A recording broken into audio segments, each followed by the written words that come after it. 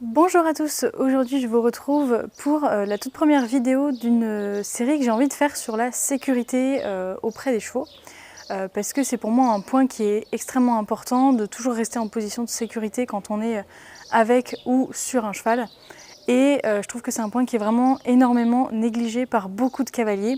Et malheureusement, en fait, c'est juste des personnes qui ne se rendent pas compte des dangers en fait, qui peuvent être liés à tous ces manques de sécurité.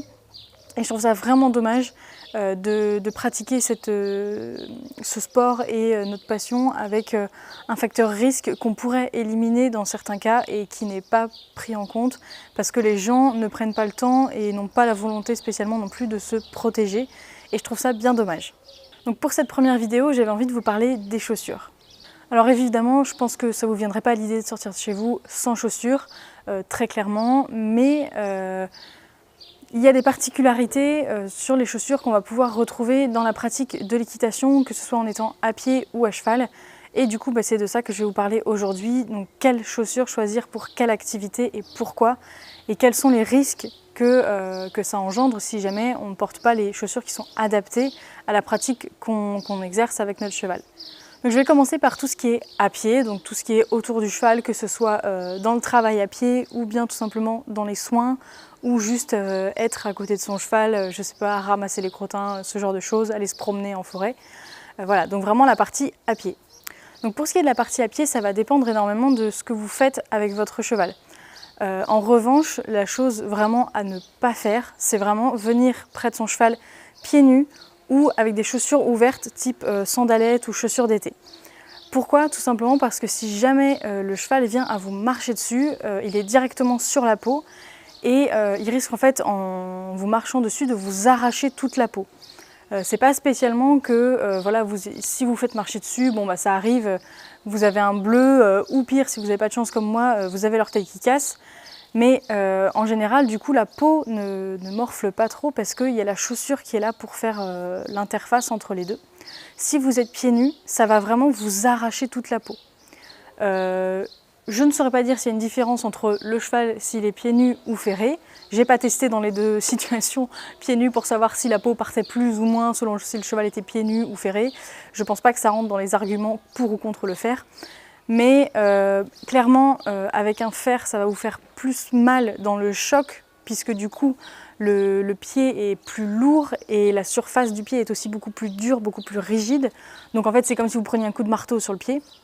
Alors que si le pied est nu, ça va être un coup de quelque chose de lourd, mais pas d'aussi rigide et d'aussi imposant qu'un morceau de métal. Donc forcément, le coup va être moins violent, j'ai envie de dire, si le cheval est pieds nus, mais ça n'empêche pas, comme vous voyez, de casser un os, puisque ça m'est arrivé avec Isara qui était pieds nus et qui en plus n'avait même pas un poids et une taille d'un adulte. Donc voilà, ça peut dépendre vraiment de beaucoup de paramètres. En revanche, vraiment, en étant pieds nus, ce qui va arriver, et c'est sûr que ça va arriver, alors autant oui, évidemment la fracture c'est pas forcément obligatoire. Ce qui va se passer quand le cheval va poser le pied sur votre pied, c'est que le pied va glisser puisque forcément votre pied n'est pas un sol stable, vous n'êtes pas complètement plat, donc le pied va glisser et va descendre du coup pour rejoindre le sol. Et du coup en faisant ça, en fait, il va vraiment vous brûler et vous arracher toute la peau. Je ne sais pas si je retrouverai la photo, mais j'ai vu passer une photo d'une personne à qui c'est arrivé, qui était justement en tongs ou en sandalettes, avec son cheval, sans rien faire de particulier. Je crois qu'elle le marchait en main ou quelque chose comme ça. Le cheval lui a marché dessus, le pied a glissé et ça a arraché la peau jusqu'au tendon. On voyait vraiment tous les tendons, je ne sais pas si vous voyez les petits tendons qu'il y a sur le dessus du pied. Vous pouvez voir si jamais vous relevez les orteils, on voit des petites lignes qui se tracent sur le pied. Et bien tous ces tendons-là étaient à nu et ça devait être une douleur inimaginable. Donc voilà, simplement pour prévenir ça, mettez des chaussures fermées. Toujours, toujours, toujours. Je sais, même en été, ça peut être chiant parce qu'il fait chaud, mais dans ce cas-là, choisissez des baskets qui sont bien aérées, bien ventilées, et dans lesquelles vous n'aurez pas trop chaud et vous serez confortable, mais vraiment pas de chaussures ouvertes et jamais pieds nus non plus. Donc après, moi, ce que je peux vous recommander, ça va être dans la pratique du travail à pied avec un cheval qui est expérimenté, ou pour faire les soins, ou pour aller voir auprès tout simplement, ou faire des balades à pied. Ça peut être tout simplement une bonne paire de baskets ou des chaussures de rando, selon ce que vous avez et selon les chaussures dans lesquelles vous êtes le plus confortable dans l'activité que vous avez envie de pratiquer. Moi je sais que je suis énormément en basket. C'est vrai que quand tu pars faire une balade avec ton cheval pour 1 heure et demie, t'es quand même mieux quand tu es en basket que quand tu es en chaussures de sécurité ou dans des bottines de cheval. C'est vachement plus confortable et du coup on arrive à mieux marcher aussi. Donc voilà, dans ces cas-là, je pense que la basket, c'est ce qui est le plus adapté. Mais prenez une bonne paire de baskets, pas des petites baskets toutes fines, là, sans semelle, etc. Parce que du coup, le tissu qui est sur le dessus aussi est extrêmement léger. Et du coup, ne va pas vous protéger réellement. Prenez vraiment des bonnes baskets. Pour tout ce qui va être aussi manipulation, aller dans le pré, faire un pansage ou faire du travail à pied, je vais aussi utiliser mes bottines d'équitation puisque moi j'ai pas de bottes d'équitation, j'ai que des bottines. Donc c'est absolument pas un problème pour moi de rester à pied avec. Je peux enlever mes chaps et du coup je suis hyper confortable. Donc vous pouvez aussi très bien travailler avec vos bottines d'équitation si vous êtes confortable dedans. Après, j'ai envie de vous dire, pour tous ces domaines d'activité-là, il n'y a pas vraiment de règles. À partir du moment où c'est une chaussure qui est fermée et qui est plutôt épaisse et résistante, vous pouvez prendre tout ce que vous voulez. Moi, je sais qu'en été, ça va être plutôt les baskets parce que c'est aéré. Quand c'est automne, printemps ou même été, que ça n'a pas trop d'importance, je vais mettre mes bottines d'équitation. Quand ça va être l'hiver et qu'il fait super froid, je vais mettre mes après-ski. Enfin voilà, je vais varier en fonction de la saison et de ce que je veux faire et de ce qui s'adapte le plus. Mais vraiment, l'important, c'est chaussures fermées à tout prix. Ensuite, je vais passer à une chaussure qui est un peu particulière et que je pense malheureusement beaucoup de cavaliers n'ont pas et devraient avoir. Ça va être les chaussures de sécurité. Donc moi, j'ai acheté mes chaussures de sécu après avoir eu l'orteil cassé. Déjà parce que forcément fallait que je protège à tout prix l'orteil, il fallait surtout pas qu'il reprenne un coup parce que le temps que l'os se reconsolide, etc., j'avais encore le pied très fragile, donc voilà, il fallait vraiment le protéger au maximum. Mais aussi parce que j'estime en fait que c'était vraiment pas sécuritaire de faire ce que j'ai fait au moment où ma fracture est arrivée, c'est-à-dire faire du parage sans chaussures de sécurité. Alors c'est vrai que je l'ai fait, mais c'était très rare à cette époque-là que je fasse le parage d'Isara, parce qu'en fait ses pieds n'en avaient pas besoin, juste marcher sur la dalle en béton dans son pré suffisait à lui limer les pieds, donc c'était vraiment extrêmement rare et c'était plus pour lui apprendre à donner les pieds correctement pour faire un parage que je faisais ça. Donc j'avais pas encore investi dans des chaussures de sécu, et puis du coup la fracture m'a décidé, j'ai passé le cap tout de suite, j'ai même pas réfléchi une seconde. Donc voilà, pour moi c'est vraiment indispensable pour faire un parage, c'est vraiment ne faites pas de parage si vous n'avez pas de chaussures de sécurité. Ça peut partir très très vite, c'est pas forcément une mauvaise volonté du cheval ou quoi, ça peut être tout simplement, comme moi ça a été le cas, une perte d'équilibre, le cheval qui récupère son pied un peu vite et ça tombe au mauvais endroit sur le pied et vous avez un orteil ou un os dans le pied qui est cassé. Et ça fait partie des os qui mettent le plus de temps à se reconsolider, évidemment, puisque du coup, ils portent tout notre poids. Donc c'est long et on se rend très vite compte que les orteils, on n'a pas l'impression qu'ils soient si utiles que ça, mais en fait, quand tu peux plus t'en servir, tu te rends vite compte que si, ils sont pas là pour rien. Donc voilà, pour moi, c'est vraiment indispensable, les chaussures de sécurité pour faire un parage. Et maintenant, je les utilise aussi, étant donné que je les ai, je me dis autant les utiliser dans le maximum de situations possibles, comme ça au moins, elles ne servent pas à rien. Donc je les utilise aussi à chaque séance de travail à pied avec un cheval qui manque d'éducation ou que je ne connais pas encore très bien et sur lequel il peut y avoir peut-être des bases qui ne sont pas forcément acquises. Aujourd'hui par exemple, je sais que j'ai plus spécialement besoin de mettre des chaussures de sécu avec Isara parce qu'elle a bien compris qu'elle n'avait pas le droit de rentrer dans ma bulle et donc elle ne risque pas de me marcher dessus.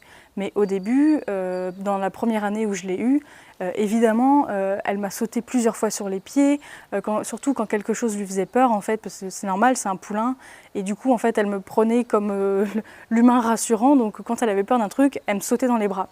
Pas très pratique comme réaction et surtout mes pieds ont un peu morflé au début et pourtant voilà, j'ai toujours des chaussures fermées.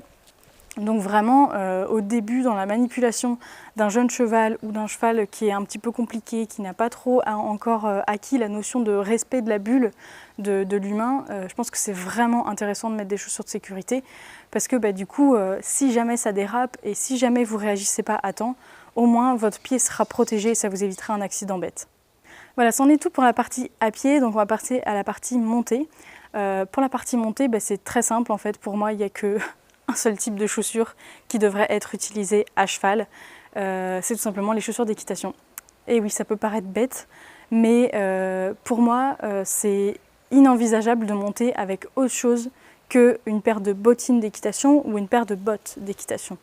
Tout simplement parce que les bottines d'équitation sont faites spécifiquement pour l'équitation, donc ça veut dire que ça a été étudié pour la discipline et que ça a été réfléchi, donc c'est pas pour rien qu'elles sont faites de cette manière-là et que ça ressemble pas par exemple à une paire de baskets.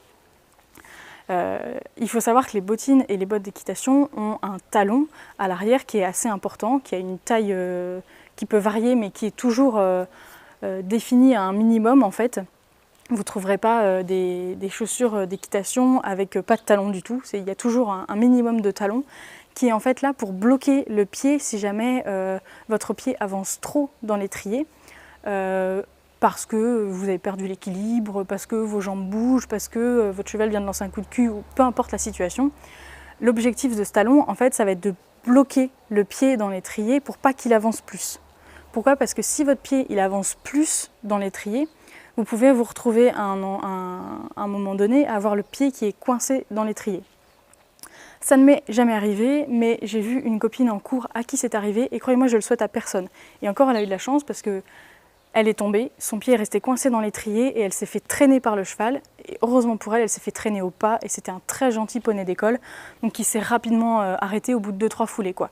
Mais imaginez que vous tombiez, je ne sais pas, sur un parcours d'obstacles lancé à pleine vitesse, le pied reste coincé, il y a la possibilité du coup que vous vous fassiez traîner, donc que vous mangez le sable ou de l'herbe. Enfin, dans les deux cas, c'est horrible, ça brûle, ça rentre dans la bouche. Vous pouvez en plus avoir, on voit souvent des parcours comme ça d'obstacles où le cheval continue de sauter tout seul. Imaginons le cheval continue son parcours avec vous en train de vous traîner par le pied. Imaginez la vitesse à laquelle vous arrivez sur l'obstacle, vous mangez la barre en pleine tête. Je pense que c'est vraiment pas agréable comme moment. Donc voilà, vraiment hyper important pour moi. Donc on ne monte pas en chaussures ouvertes, on ne monte pas en basket non plus parce que c'est là que le risque de coincer le pied est vraiment très très élevé parce que la basket a une semelle complètement lisse, il n'y a pas de talon. Et en plus de ça, en fait, quand vous allez arriver vraiment au talon du pied, ça prend une épaisseur tout de suite plus importante et c'est là que le pied va se retrouver coincé. Et vous aurez beau tirer de toutes vos forces, en fait, avec la forme du talon, vous aurez le pied plié et votre talon, vous ne pourrez pas l'enlever. À un moment donné, il est là et vous allez tirer toutes vos forces, mais le pied ne s'enlèvera pas de l'étrier. Donc c'est vraiment une situation qui est hyper dangereuse et pourtant je vois plein de gens qui montent en petite basket, qui montent en sandales ou des choses comme ça. À la limite, si vous voulez monter en basket, moi ça m'est arrivé, mais quand je monte à cru, parce que du coup il n'y a aucun risque que mon pied se retrouve coincé dans l'étrier. Là, il n'y a pas d'étrier, donc forcément. Mais vraiment, ne mettez jamais un pied à l'étrier avec des chaussures autres que des chaussures qui sont destinées à l'équitation. Voilà, j'espère que cette vidéo vous aura plu. Je pense avoir tout dit sur le sujet. C'est pas un sujet qui est extrêmement compliqué au niveau de la sécurité, mais je pense qu'il y a vraiment des bases à respecter et je vois vraiment que c'est pas le cas du tout. Surtout sur les réseaux sociaux, on voit énormément de choses, énormément de cavaliers, d'influenceurs qui montent en basket, les pieds dans l'étrier ou des choses comme ça, qui vont en sandalettes voir leurs chevaux. Et c'est vraiment pas des exemples à suivre. Ayez l'intelligence de ne pas reproduire ce que les autres font quand c'est en dépit de la sécurité. C'est exactement comme le sujet de la bombe, mais ça j'y reviendrai dans une autre vidéo. Mais voilà, soyez vraiment au-dessus de ça, ayez l'intelligence de comprendre que votre sécurité elle est plus importante que votre popularité sur les réseaux sociaux.